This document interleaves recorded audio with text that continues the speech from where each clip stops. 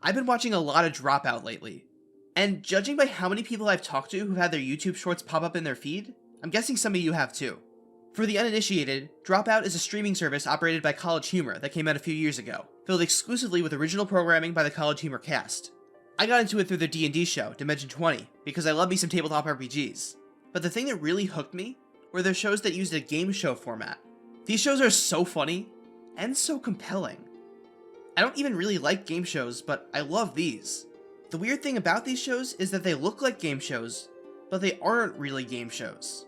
The scoring is arbitrary, the contestants don't take the game too seriously, and there aren't even real prizes most of the time. But still, mostly, I'm on the edge of my seat wanting to see who wins. That got me thinking. People love watching games on TV for some reason. Why? What's the point of game shows? Why do people watch them? And if Dropout's game shows strip the format of some of their most defining features, why are they still fun to watch, if not more fun?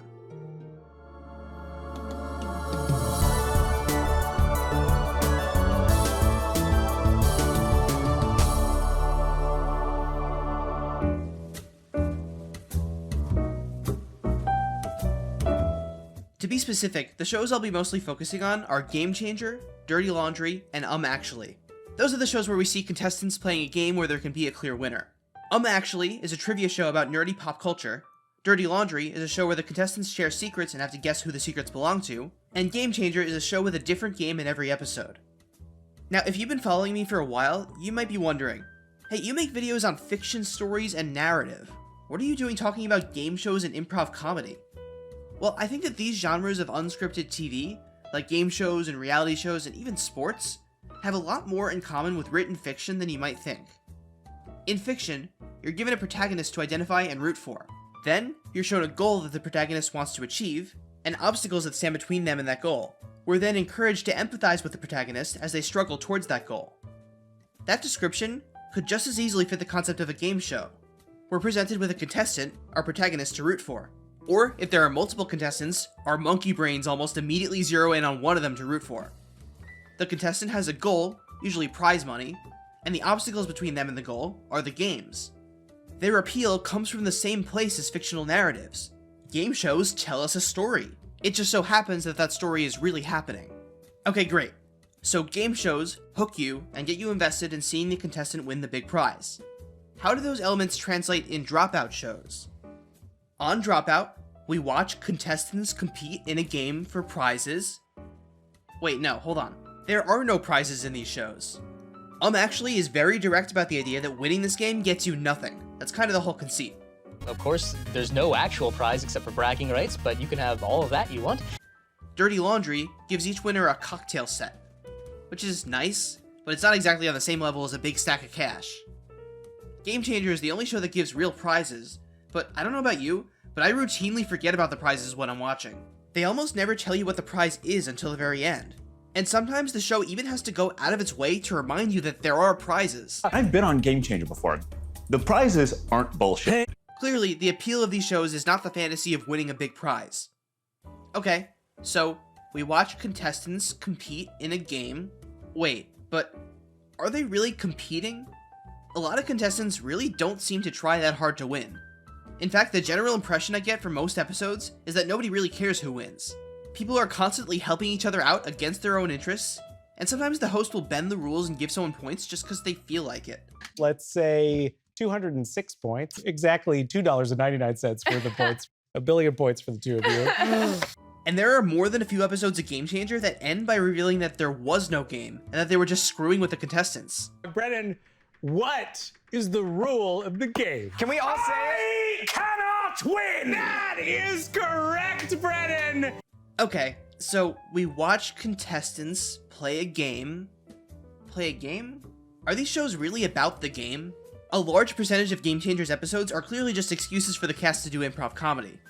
Actually's runtime is maybe 1/4 answering trivia questions and 3/4 chatting about weird nerd stuff. Plus, as the show has gone on, the questions have grown increasingly more obscure. It's very rare that a contestant in newer episodes will know the answer outright, and usually they do a lot of random guessing. And Dirty Laundry kind of doesn't work that well as a game.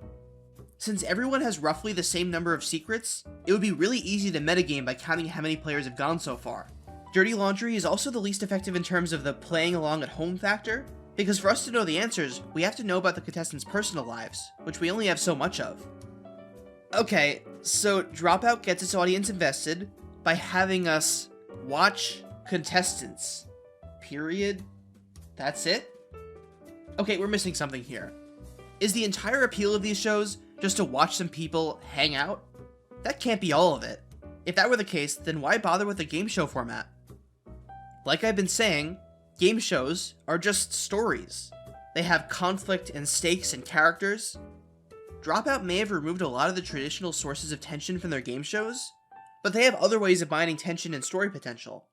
The first way these shows get you invested is from the fact that you already know the contestants. Contestants on regular game shows are strangers to you. You know nothing about them, so you project yourself onto them and focus on the game. On Dropout, the contestants are almost always recurring College Humor cast members who appear many times across multiple shows. It's expected that you're already familiar with their personalities and comedic stylings. With this difference, the focus is on them, not the game. You watch the contestants be presented with a game, and you're excited to see how these specific people will react. When you see Grant O'Brien in an episode, you'll know that he'll go the extra mile to humiliate himself. Whoa! Oh, he made it sexy, and I don't like that. I'm gonna make it sexy. When you see Izzy Rowland, you'll know that she'll be doing a lot of crass and vulgar humor. From Izzy, I'm gonna fart without anybody knowing it. Did you? When you see Raphael Chestang, you know he'll awkwardly fumble his way through every challenge and then laugh it off. Oh, Raph. What the f? Oh, Raph. What is it this time? 3, 2, 1, stop! Every time you move, there's just a light haze of dust. that just- This even allows opportunities for the show to tailor the games to specific contestants. For example, Brendan Lee Mulligan is notoriously competitive. Would do anything For what? to win anything. He's one of the only cast members who really cares about winning. Before the show even starts, you know that he'll be putting in 100% effort. Sometimes, that allows the show to exploit that. Flamingo. That is correct, Katie. Bravo. Brennan, your bird is. It's not really about the games. These shows are about new and funny situations to put these personas into. It can be really hard to recommend a specific episode to a new fan, because most of the best moments are made so much better when you know specific things about the people involved. A huge part of the appeal of these shows is the recurring cast, in a way that's more like a sitcom than a game show. But it's not just your familiarity with the contestants. Another source of investment is that the contestants know each other. Most of the people we see on the show have been coworkers at College Humor for a while. Even when they bring in guests, it's usually people they know. They're old friends and know how to push each other's buttons. They can banter and reference other shows and anticipate each other's actions in the game. Dirty Laundry would be a terrible show if it were played with 4 strangers. The contestants would have to make wild guesses about who did what based on first impressions. It only works because they always choose 4 people who have known each other for a while and have a lot more information to work with. These shows all give the vibe of someone bringing all their friends over for game night. Nothing is too serious. The purpose is to gather friends to laugh and joke and have fun. And you, the viewer, get to take part in that. From a distance, of course.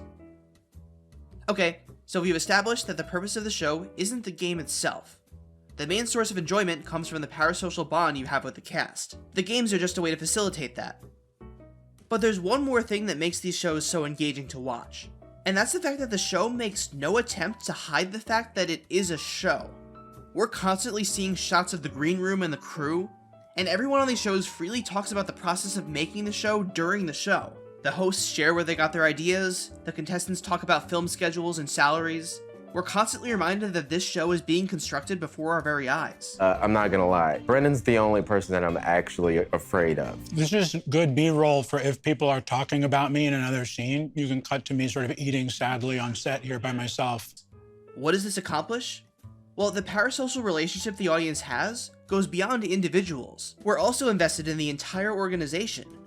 Putting on a show is hard work, especially a well-produced show on a pretty tight budget like this. When the cast calls attention to the fact that this is a performance, when they describe what it's like living in LA, or explain what goes into making the show, or tell the story of something that happened off camera, they're letting us in. making us part of the production. So, the story, the narrative of what we're watching, goes beyond who's winning the game or the relationship between friends, and becomes the story of a bunch of cool people successfully putting on a great show. As a way to tie all of this together, I want to zero in on one specific moment from one episode that I think functions as a microcosm of these shows as a whole. So one of the first episodes of Game Changer is the murder mystery game show. 3 contestants come out to their podiums, not knowing what game they're about to play, and as soon as they get started... Hold, sorry, I got a sound issue here. Josh? Yeah, can you come over here? I gotta fix your lav mic.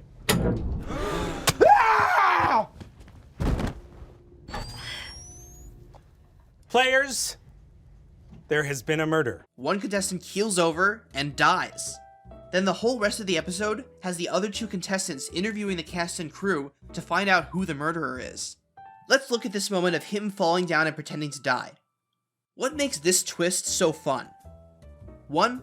This isn't some stranger getting fake murdered. This is Josh Rubin, beloved College Humor cast member. This episode is free on YouTube, and there are so many comments talking about how funny it is that he had to lie on the floor for half an hour. Is that something that you would even think about if this were some random guy? I doubt it. Plus, this moment is way funnier if you know that Josh is one of the only cast members who doesn't live in LA. He flew out from New York just to play a corpse. 2. The other contestants' reactions. Reika and Grant are shocked to see Josh fall over and die, not necessarily because of the death, but because this was planned in advance. You can't help but think about how Josh was in the green room with them before the camera started rolling, and he knew what was about to happen, but he didn't say anything. Same with Sam, the host. The level of paranoia that creates, where you're surrounded by people who are ostensibly your friends, but who could easily be keeping stuff from you, carries through the rest of the episode. I even asked. The narcissism that it would take. The nerve. If I'm being Truman Showed, the nerve for nobody to tell me. And 3, the show tells us that this is a show. Josh is murdered during what we're told is a sound check to fix his microphone, and the suspects that come out later are all real, actual members of the crew. The very premise of the game forces you to think about what goes into the production of a show like this. Plus, Sam makes a lampshading joke about how they all have scripts in their hands because it's too much work for them to memorize them, and Reika and Grant make no effort to pretend to take the murder seriously. This is all artificial, and nobody is trying to hide that. Paradoxically, when they're open about how fake it all is, it feels more real. Game shows have decreased in popularity over the years.